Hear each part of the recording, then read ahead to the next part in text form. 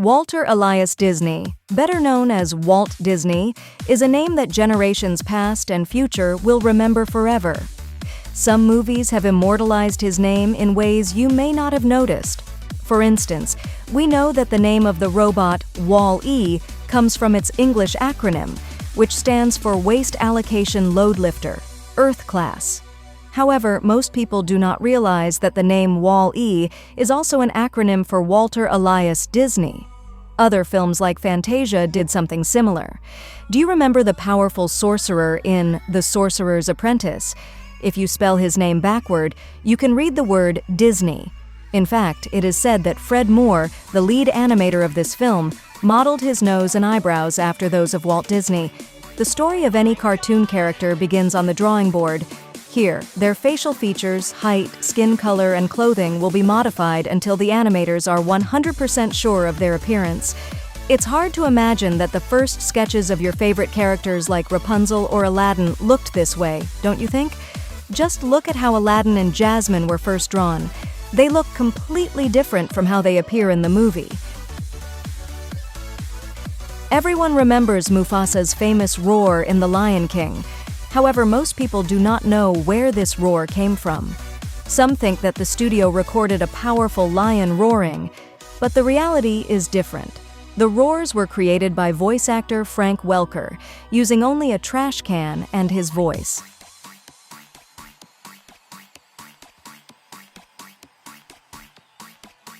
In the past, Disney Studios didn't only focus on making feature films about fairy tales. In fact, there was a time when they produced several rather strange animated shorts. One of them was The Face of the Führer. During World War II, most American cinema was dedicated to creating anti-Nazi propaganda, and cartoons were no exception. In this short, Disney and Donald Duck ridicule the cult of Hitler and the Nazis. After World War II, the U.S. government commissioned Disney to create a series of educational videos on various topics ranging from hygiene, tuberculosis, and menstruation. Disney uses people, inanimate objects, and animals as references to bring their characters to life. Some of the most common ones are felines, bears, dogs, cats, and beasts. Have you ever wondered what animal the animators based this character on? They said they combined characteristics of various animals, including the mane of a lion, the beard of a buffalo, and the tusks of a wild boar, along with a pair of human eyes and the tail and legs of a wolf. By combining them, we get a beast. Disney movies are not characterized by having fights or battles where people die. Keeping this in mind, it may come as a surprise to you that the Disney character with the most deaths to their name is not a villain, but a princess. But I don't want to hit anyone.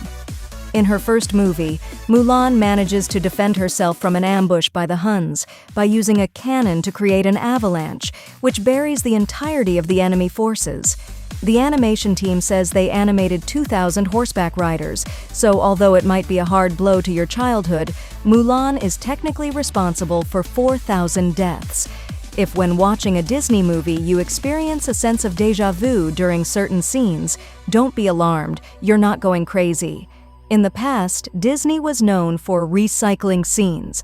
The most notorious example of this is the dance at the end of Beauty and the Beast. If it seems familiar, it's because in Sleeping Beauty, we can see a suspiciously similar scene. This is perhaps one of Disney's biggest secrets, even though by now practically everyone knows it. Before judging it, remember how laborious and complicated it was to animate in the past. Nowadays, we have computers that do much of our work.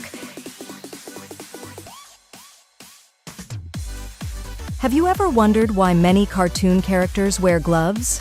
This is even more evident in older animations, where characters like Mickey Mouse and Bugs Bunny wore them. But why? Before 1929, characters' hands were visible. Take, for example, one of the first animations of Mickey Mouse, Steamboat Willie. As you can see, the mouse was not wearing gloves. It was from this animation called the Opry House that animators began to draw them. One of the main reasons was to emphasize the hands. In the era of black and white cartoons, viewers found it difficult to recognize black hands and feet against the characters' bodies. The white gloves made it easier for the audience to see the hand movements and made them appear more human. Let me know what you think in the comments.